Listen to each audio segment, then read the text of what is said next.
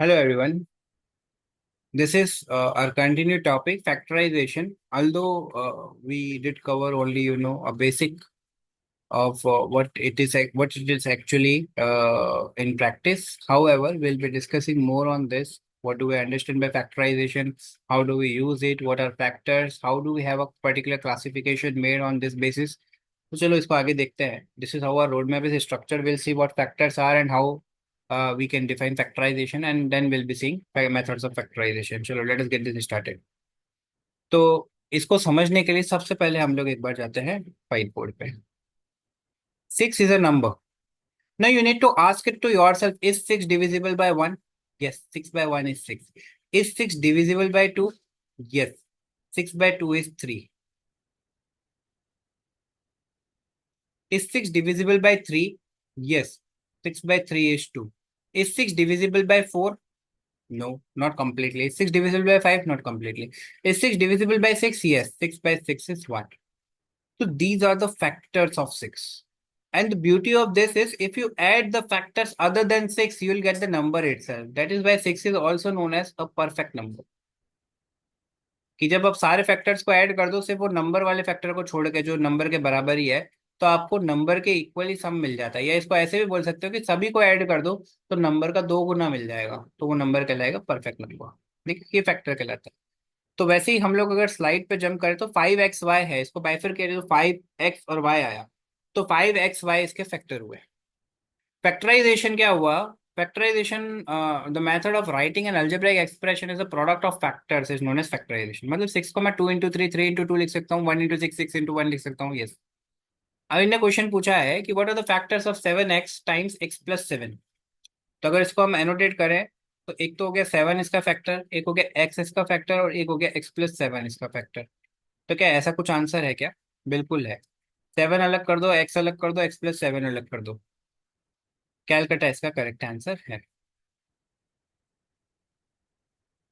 Methods of factorisation में हम लोग देखेंगे कॉमन फैक्टर मेथड, जिसमें हम पहले कॉमन निकालेंगे, फिर रीग्रुप करेंगे. कई बार हमारे को कॉमन निकालने में दिक्कत होती है, तो फिर हम लोग आइडेंटिटीज यूज करेंगे जो हमने पढ़ चुके हैं हम आइडेंटिटीज, और फिर हम यूज करेंगे factors of form x+a and x+b.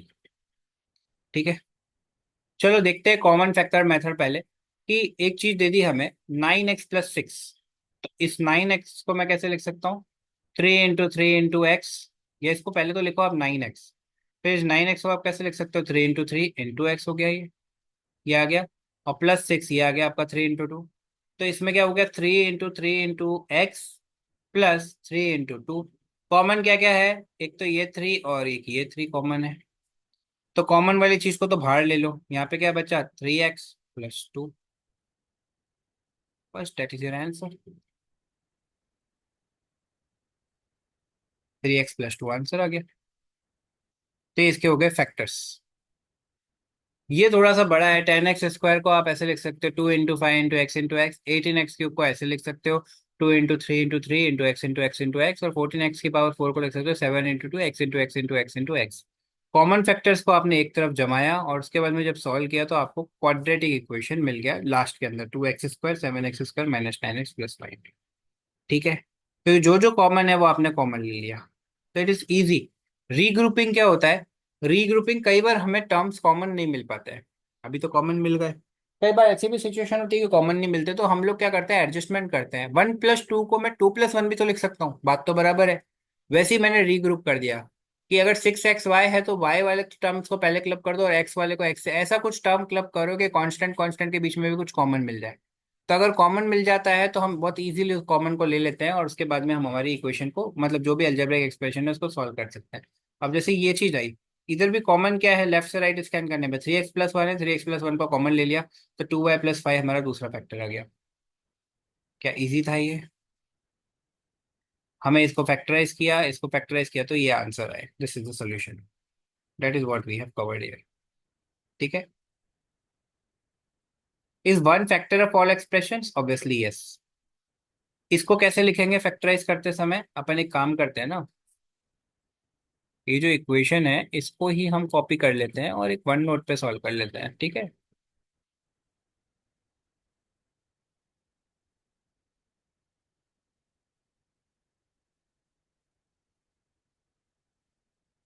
12a² b plus 15ab²।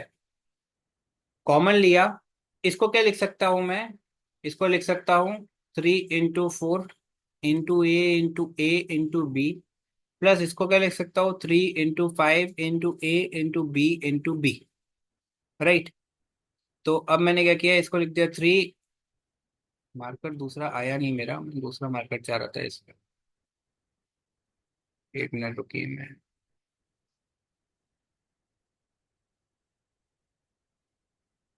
Okay, probably I am not able to get what I want to.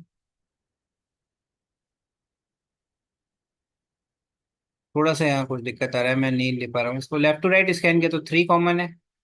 ठीक है। और क्या कॉमन है? ए कॉमन है। और क्या कॉमन है? बी कॉमन है। तो यहाँ क्या बचा? 4 बच गया। एक ए आ गया। प्लस यहाँ क्या बचा? 5 बच गया। एक बी आ गया। तो this will be 3ab times 4a + 5। That's it. क्या यही है? सिंपल था, यूजिंग आइडेंटिटीज। आइडेंटिटीज क्या होती है? नॉर्मली अगर आप इसको देखें तो a + b² is what? a² + b² + 2ab।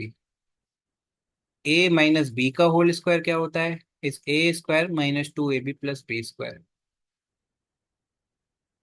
a + b कितना होता है? हमने पढ़ रखा है ये होता है a² - b²। बस यही तो चीज हमें बतानी थी। ठीक है। 3 आइडेंटिटीज होती हैं, तो हम ये तीनों आइडेंटिटीज को यहाँ देखेंगे। एक और चीज होती है x+a और x+b क्या होता है? देखो, इसको आप खुद से भी बना सकते हो। x+a × x+b क्या होता है?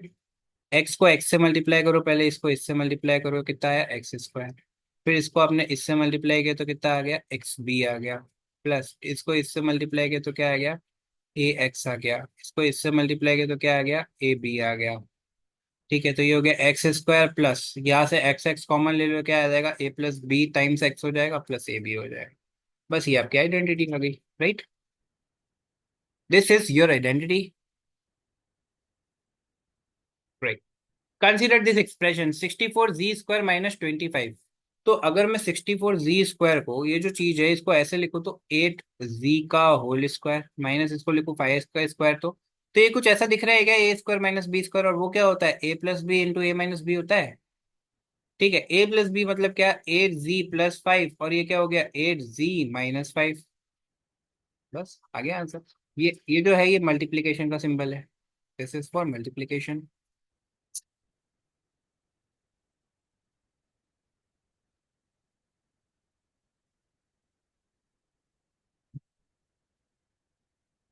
Next is this, we need to consider this expression which is x² + 8x + 16।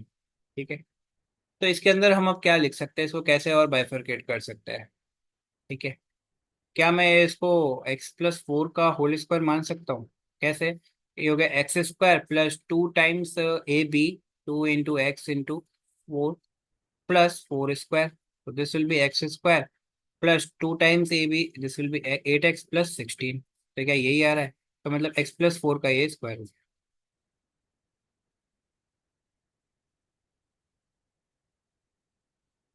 Next is we need to factorize x² - 20x + 100.